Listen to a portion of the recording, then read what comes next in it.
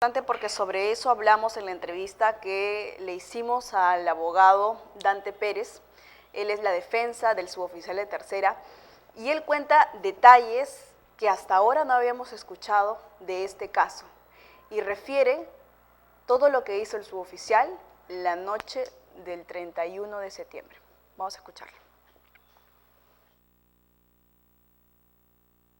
Bien, nos encontramos en el estudio del abogado Dante Pérez. Él es la defensa del suboficial Feliciano Serna Samayoa, hoy involucrado en el asesinato de Angie Cañote Lainez. ¿Cómo estás, Dante? ¿Qué tal? ¿Qué tal? Muy buenos días. En primer lugar, agradecerte la oportunidad de permitirme dirigirme a la colectividad de Pisco, informando sobre todo el desarrollo de este proceso, que bueno, está siendo informado por diferentes medios de comunicación, pero no con la forma imparcial como se debe hacer, tanto así que incluso se están haciendo conjeturas, se están tomando una opinión cuando el proceso recién ha empezado. Él inició el proceso como uno de los testigos, se le llamó a declarar y hoy se le ha declarado prisión preventiva de 9 meses, está internado en el penal de Cachiche. ¿Cuáles son los elementos que han pesado para que el juez pueda terminar esta decisión? Bien, antes de empezar a responderte la pregunta, permíteme por favor, quiero dirigirme a la población de Pisco, en primer lugar, para expresar mis más sentidas condolencias a la familia de la agraviada, para expresarle a la ciudad de Pisco que mi trabajo en este proceso es netamente profesional y al haber asumido la defensa de una persona que obviamente es de opinión negativa en la colectividad de Pisco, ha sido porque considero de que en la administración de justicia tiene que haber una parte acusadora y una parte que defiende. Y la defensa no solamente se basa en defender por defender, como probablemente se esté pensando, sino que se tiene que hacer una evaluación previa y respecto a los objetivos, a las pruebas que puedan hacerse, pues asumir una defensa responsable como lo estoy haciendo. Y tengo la plena seguridad que el desarrollo de la investigación pues va a llevar a determinar si efectivamente existe o no responsabilidad de mi patrocinado. En este momento considero, y así lo he expresado y lo estoy expresando hasta al día de hoy, que las pruebas que supuestamente condenan a mi patrocinado definitivamente no solamente no son contundentes, sino que son incipientes. En efecto, él inicia este proceso en el que se le involucra como testigo. El 5 de septiembre, él presta su declaración como testigo. Desde aquella fecha, él ha estado acudiendo a todas las diligencias que se le ha hecho.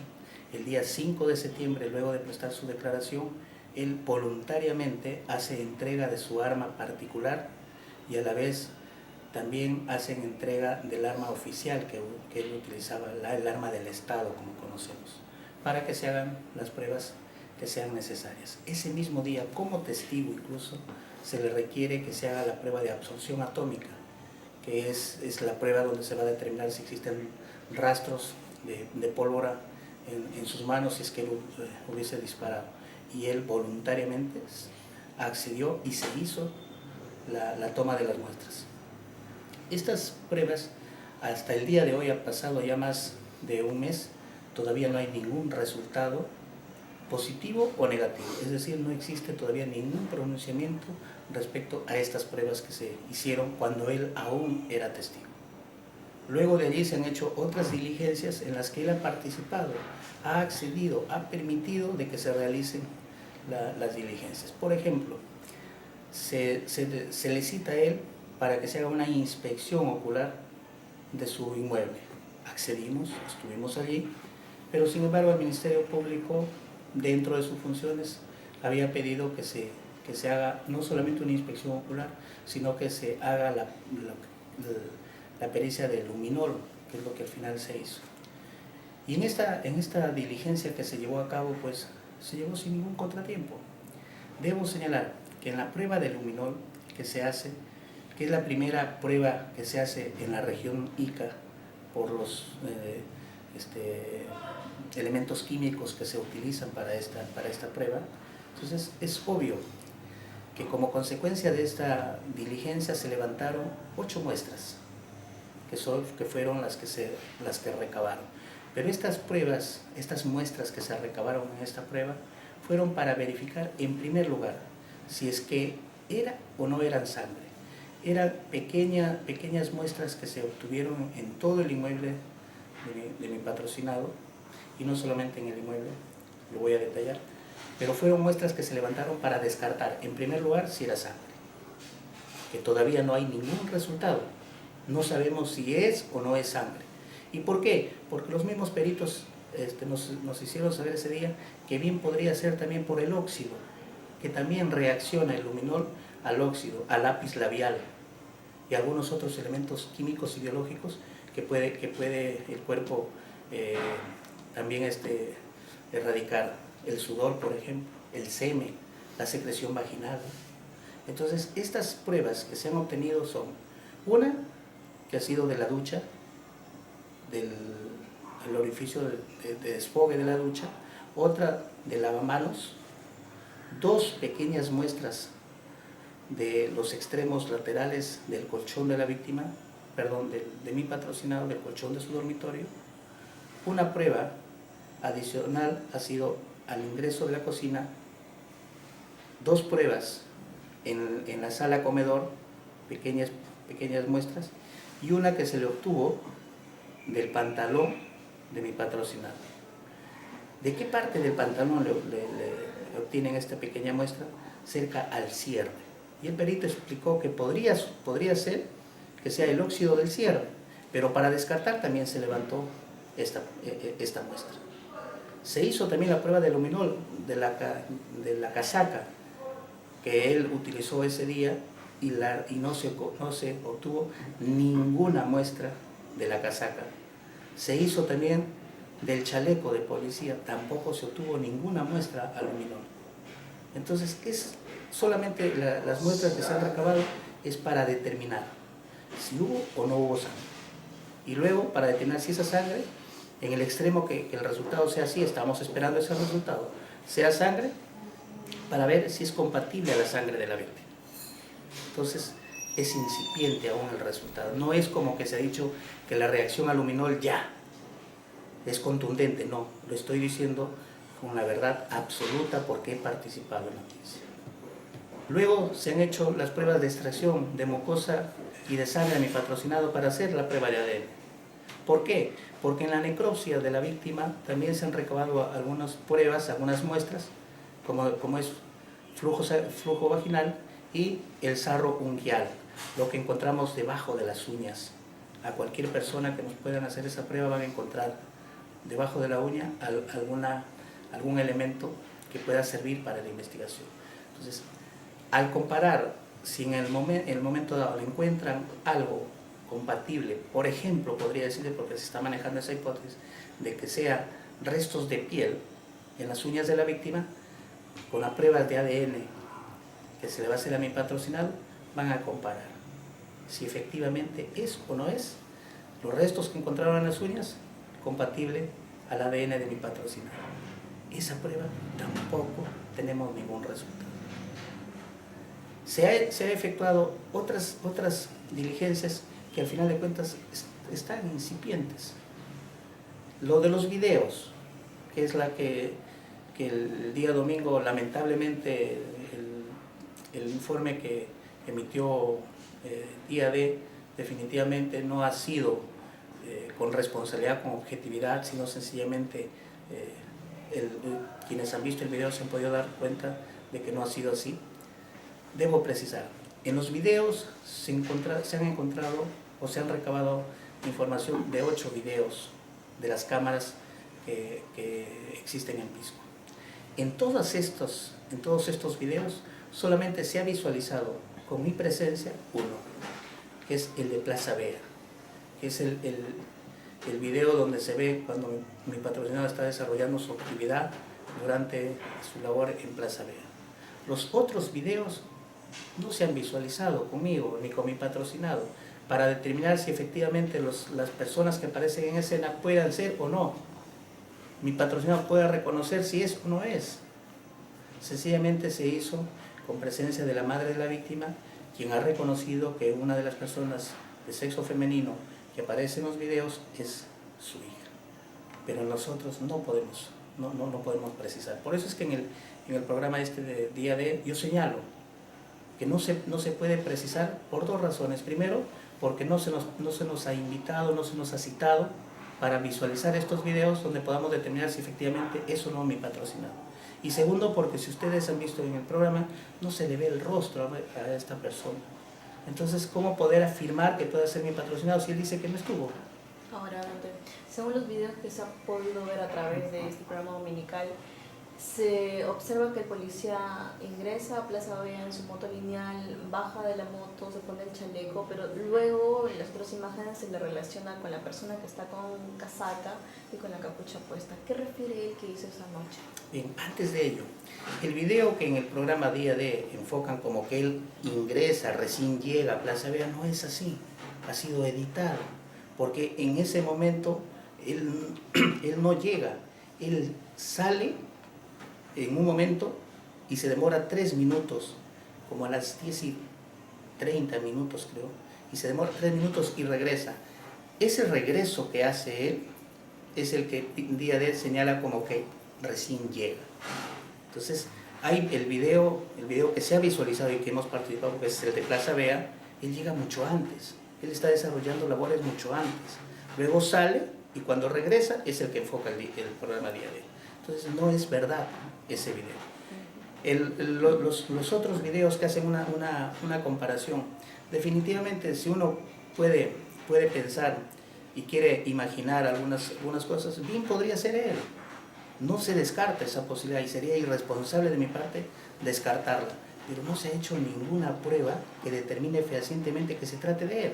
No hay ningún peritaje, sencillamente solamente se ha lanzado el video y si no hay ningún elemento contundente, ¿cómo puedo yo, como abogado responsable del caso, poder afirmar o negar un hecho que no hay ningún elemento que corrobore?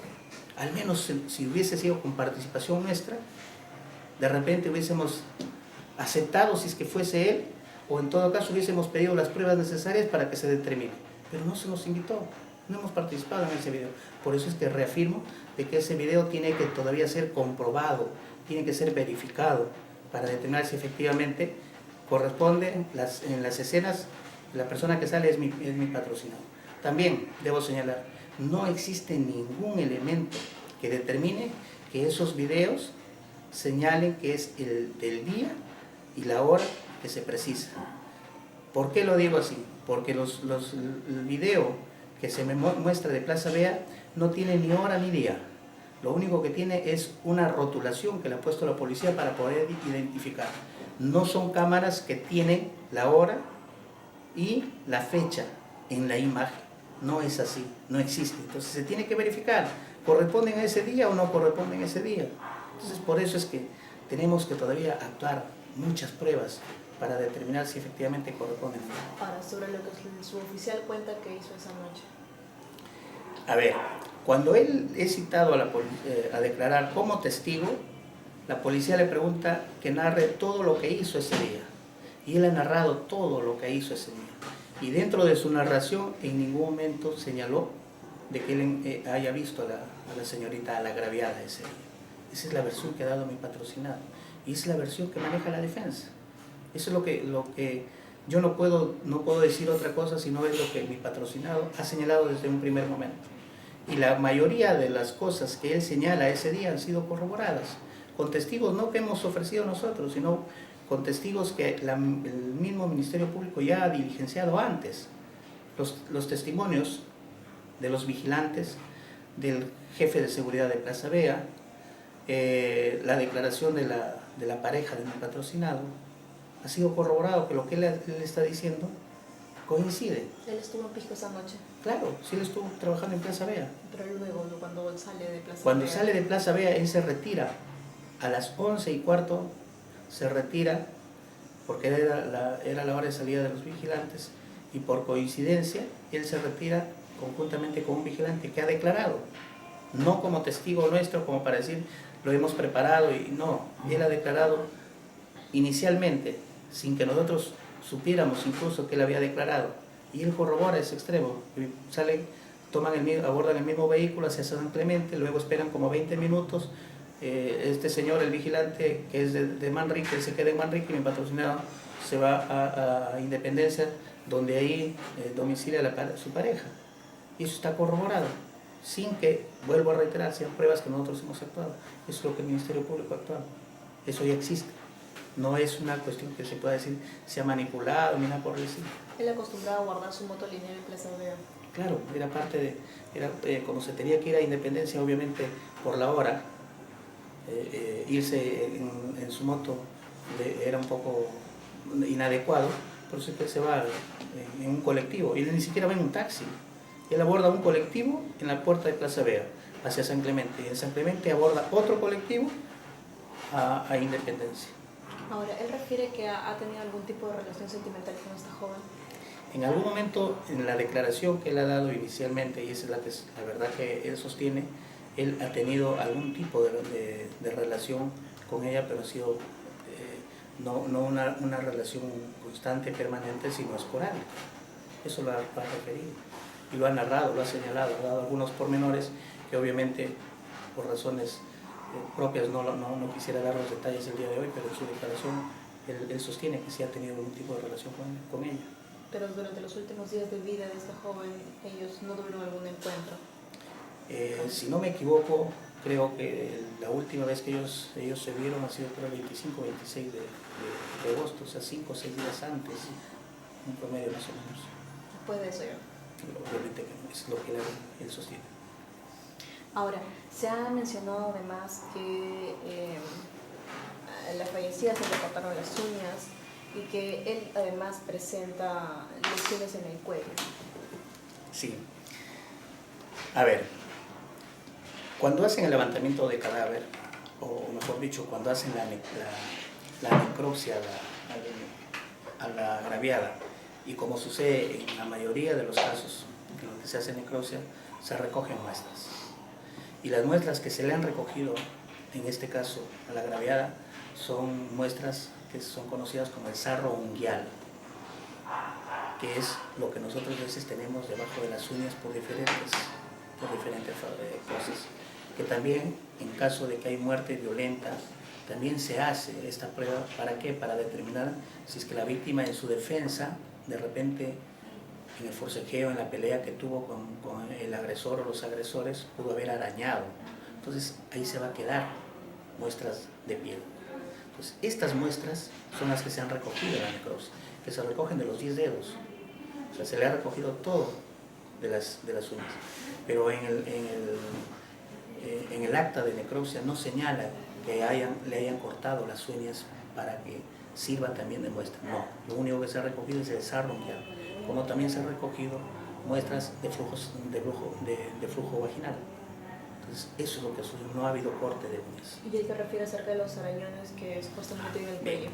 Entonces, cuando él declara que cuando se entera por la citación que le hacen para que se presente como testigo, entonces su pareja le pregunta qué pasó, por qué lo están citando y todo lo demás, y él tuvo la necesidad de confesar a su pareja la relación que había tenido con la agraviada.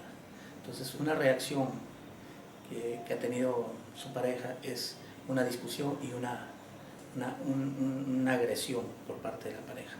La pareja lo ha aceptado, lo ha sostenido, en su declaración lo señala. Entonces, ella ha arañado a mi patrocinado en diferentes partes y eso fluye del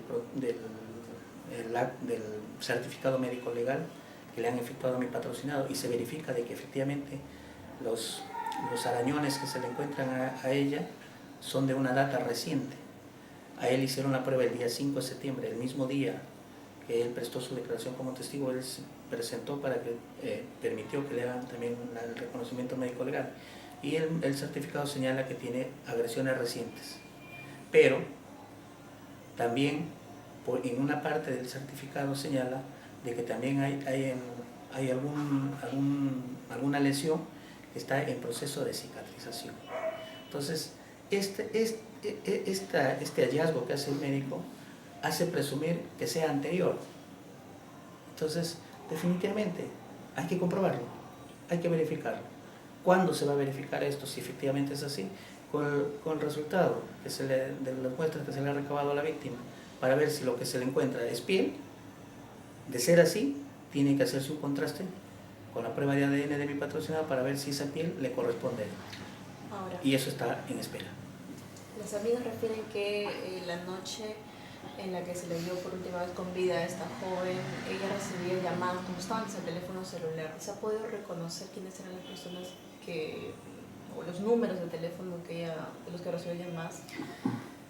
De acuerdo a lo que el Ministerio Público ha expresado en la audiencia que se llevó a cabo, y de acuerdo a la información que tengo en los documentos que he podido recabar, se ha llegado a establecer que las llamadas que ella recibía era de un teléfono de servicio público, de las personas que alquilan teléfono en mediaciones de la Plaza de Armas. O sea, no era de un teléfono particular, sino de uno de servicio público. Nada más que eso. Eso es lo que se ha podido verificar. En esas llamadas no se ha verificado, no es que no se ha verificado, sino no sale que mi patrocinado haya llamado ese día, en ese lapso haya llamado a la víctima. No aparece el número de mi patrocinado que haya llamado a la víctima, sino de teléfonos públicos. Ahora, sobre el hecho de que ella fue encontrada en Renacer, la gente especula mucho alrededor de cómo es que pudo verse ocasionado la muerte de esta joven. No se encontró sangre en abundancia en el lugar, lo que hace presumir que ella fue asesinada en otro lado y no en el que se la encontró. Claro, y esa presunción también es una posibilidad que la defensa también maneja. O sea, no podemos ser ajenos a esa circunstancia. Pero para eso tenemos que actuar diferentes pruebas. Quiero partir de algo. Cuando hacen el levantamiento de cadáver, viene la policía especializada de criminalística de la ciudad de Ica y ellos señalan de que porque no ha habido sangre en la escena donde encuentran el cadáver, presumiblemente haya sido victimada en otro lugar y lo hayan arrojado allí. Y para eso señalan de que encontraron sangre en un parque de Renacer cerca al domicilio de la agraviada. Al encontrar sangre en este parque, la policía lo que ha hecho es levantar como muestras estas manchas para ver si efectivamente corresponde o no sangre a la víctima. Este resultado tampoco lo tenemos para determinar si efectivamente fue así. Con este resultado podría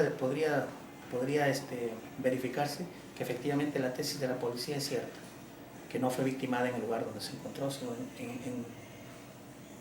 si el resultado fue favorable de la muestra del parque, fue a inmediaciones del parque o en el parque. Sería una posibilidad. Otra posibilidad, se señala que no se encontró mayor rastros que el cuerpo, que sea de interés criminalístico para determinar que ahí fue victimada. Y eso la policía lo señala porque fue inmediatamente de encontrar el cuerpo. Pero ya teniendo el protocolo de necropsia, que es el resultado del cuerpo, de la evaluación del cadáver, de repente muchas veces hemos escuchado y decimos que el cadáver habla. Y eso se dice, ¿por qué? Porque las evidencias que se encuentran son pruebas que o nos dan indicios de cómo pudo haber sido el crimen. Entonces, allí, teniendo ya el resultado de la necropsia, que es lo que se ha estudiado, se verifica hechos que pueden determinar que por las circunstancias como fue ejecutado la muerte de esta persona, no se podían encontrar otros restos como efectivamente las señaló la policía. Por ejemplo, es que la víctima solamente tiene orificio de entrada, es decir, la entrada del proyectil nada más, no hay un orificio de salida. Entonces, si solamente hay un orificio de entrada, es obvio que la sangre podría emanar por el orificio, pero si ustedes han visto en los diferentes medios de comunicación, a la víctima se le encuentra de cúbito dorsal, es decir, tirada mirando al cielo. Y si el orificio de entrada fue, conforme lo dice la necropsia, por esta parte del cuello a la clavícula, entonces, y solamente un ingreso de entrada, los fluidos sanguíneos y corporales, por una cuestión de gravedad, no tienden a salir hacia arriba, sino se alojan en la parte baja. Si estaba de espalda, no iba a haber hemorragia que pueda salir. Lo contrario hubiese sido si es que hubiese habido un orificio de salida. que hubiese sido por la parte de la espalda, parte lateral, qué sé yo. Entonces no iban a encontrar otro mayor indicio como en efecto ha sido así. Entonces la policía al dar su opinión fue porque no conocía todavía el resultado de la necropsia. Otro elemento que también debe tenerse en cuenta es que cualquier persona, cualquier víctima que muere por impacto de bala, se presenta algo característico que determina si el impacto fue cerca o lejano. Es el lunar, que se presenta cerca o en la parte que circunda al orificio de entrada. Este lunar nos determina, si existe el lunar, nos determina que el proyectil salió de la bala cerca al cuerpo. Señalan de 1,5 metros a 2 metros cerca. ¿Por qué? Porque al momento de disparar, las esquirlas que salen conjuntamente con el proyectil manchan y forman un tipo de lunar. Quema la piel alrededor del orificio de entrada. Eso nos determina si es que ha sido disparado cerca. Pero en este caso la víctima no le encuentra lunar. Eso quiere decir que el disparo ha sido de 1,5 metros a 2 metros de distancia. Entonces, esta circunstancia nos determina pues de que efectivamente al momento del disparo y por la trayectoria del disparo lo que se ha provocado es que la víctima haya muerto por una hemorragia interna, porque ella muere por lesiones vasculares y pulmonares. Vasculares, los vasos sanguíneos, ahí tenemos el corazón, las arterias, las venas, y el pulmón, que es obvio que también pasa sangre por allí. Entonces ha habido una hemorragia interna, y si hay una hemorragia interna no iban a encontrar hemorragia fuera del cuerpo. Entonces por eso es que se puede también manejar y seguramente esa va a ser la posibilidad que se tenga que manejar, es que la víctima pudo haber sido asesinada en el lugar en el que se encontró y no en otro lugar como también se especula. Ahora, donde si tal y como nos cuentas, todavía no hay resultados de todas las pruebas que se han hecho y todavía podría tardar un poco más en entregarse esto. ¿Por qué se le declara prisión preventiva al suboficial? Es una pregunta que me permite decir dos cosas. En primer lugar, al tratarse de un caso que ha conmovido a la colectividad pisqueña, es la primera vez que encuentra un cuerpo de una joven tirada y que se tenía que llegar a la verdad, se convirtió en un caso mediático. Que no fue lo mismo con el caso de la joven que mataron en San Andrés, que los culpables lo identificaron inmediatamente. En este caso, como no había culpables, se convirtió en mediático y es entendible la muerte de una persona, una joven, mujer, ¿no? El clamor de la madre, de la familia, se convirtió en un caso mediático. Entonces, como se ha dado así, muchas de las personas que el día de mañana, que probablemente tú saques a la luz esta declaración, pensarán igual como lo pienso yo, ¿no? Es una vida, es una joven. Entonces se busca un responsable y de cierta forma lo que se ha visto en la opinión por la información que se ha dado por los medios de comunicación que también han propalado la noticia, definitivamente hay pruebas que podrían determinar responsabilidad de mi patrocinador. Claro que sí. Y más todavía si los medios de comunicación, que no es el tuyo por cierto, me refiero específicamente al del día de domingo, saca información sesgada para dirigir la responsabilidad hacia él y la opinión pública se toma un concepto. Entonces, el juez que vio este caso necesariamente, y yo considero que fue al final de cuentas una decisión que era necesario que la diera, lo hizo también por la presión mediática. Son los medios de comunicación, son la opinión pública y sobre todo, amiga, algo muy lamentable, es que el día que se hizo la inspección ocular en la casa de mi patrocinado, si es que no ha sido propalada la información, lo hago saber, su casa ha sido destruida. La casa, le sacaron los muebles, los artefactos, todo lo que él tenía, lo quemaron, lo destruyeron y en este momento solamente existe paredes y puertas destrozadas de la casa. Entonces eso fue una semana antes. Imagínense el día de la audiencia con toda la cantidad de personas que había en la puerta gritando, exigiendo, lanzando elementos hacia adentro, 50 o más de 50 policías tratando de aguantar esa presión. Entonces el juez obviamente estaba con una presión tal que tuvo que de cierta forma, no justifico yo no estoy de acuerdo con la decisión del juez, la acato porque es un mandato judicial, pero lo tuvo que dar en esos términos porque lo que había afuera era un tumulto de tal forma que el juez tenía que ceder por un caso mediático. Y la prisión preventiva que se le da a mi patrocinado, más que por elementos que justifiquen, es por un caso mediático. La audiencia empezó a las 6 de la tarde, terminó cerca de las 10:30 de la noche, y de allí no hemos podido salir, sino hasta después de las 12 de la noche, porque la gente afuera quería linchar a mi patrocinado, ¿no? Que ya no justificaban tampoco la detención de los 9 meses, que es lo que por ley corresponde como prisión preventiva, pero ellos querían ya otra cosa. Entonces se convirtió en una situación, una presión tal que es obvio que las decisiones de los jueces también son influenciados cuando se trata de casos mediáticos, y eso es lo que ha sucedido. Yo les estoy expresando el día de hoy, te he mostrado los documentos, que lo que sucede acá es que cabe la posibilidad de que mi patrocinado haya sido el culpable, cabe la posibilidad, definitivamente que sí, cabe la posibilidad, pero si no tenemos en este momento ningún elemento contundente, ¿cómo podría yo decir de que él es culpable o que, como muchas personas están diciendo, cómo puede defender a un asesino si todavía es incipiente la investigación? La absorción atómica no hay resultado, la prueba de balística no hay resultado, la prueba de luminol no hay resultado, las muestras biológicas que se le han recabado a la víctima, el flujo sanguíneo y el sarro unguial, tampoco hay resultado. Los videos no se han hecho un peritaje para determinar si efectivamente es o no mi patrocinador, no hay resultado. Es decir, que no tenemos todavía nada en concreto como para poder decir él es el culpable, él es el asesino. Entonces, mi defensa está en ese sentido. Si yo no hubiese sido el abogado en este caso, pudo haber sido cualquier otro colega de Pisco o fuera, pero necesariamente él tiene el derecho de tener un asesoramiento, un abogado, para determinar si existe culpabilidad, que la justicia le imponga la sanción que se lo merece. Y si no es culpable el señor, tienen que absolverlo. Ese es el trabajo del abogado. El abogado no es el que participa o el que avala o el que justifica una actitud de una persona, es el que interpreta la ley para que el proceso se desarrolle de la mejor forma. Y así como hay una familia, hay un dolor familiar por la pérdida de una persona, también pongámonos en otro lado, también hay una familia que sufre porque su hijo, su hermano, está siendo tildado de asesino sin que todavía haya ningún resultado. Está en la cárcel ahora por la presión mediática que se ha dado.